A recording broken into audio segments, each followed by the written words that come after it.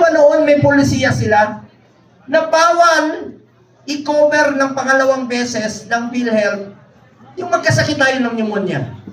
After 10 days na admit tayo muli, sabi ng PhilHealth bawal.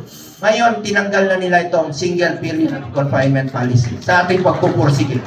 Ngayon, dinagdagan na nila dental package, yung sa ngipin. Pati sa mata, dinagdag na nila.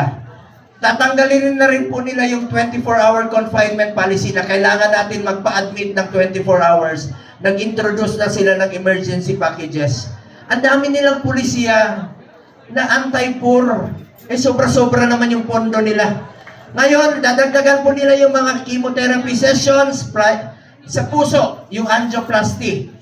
Tataasan na rin po nila yung coverage ngayong taon nito. Ito yung mga pinangako nila na patuloy ko pong babantayan para sa Pilipino. Dahil para sa akin, ang PhilHealth po, para sa health ng Pilipino. Karapatan natin yan, mga kababayan ko.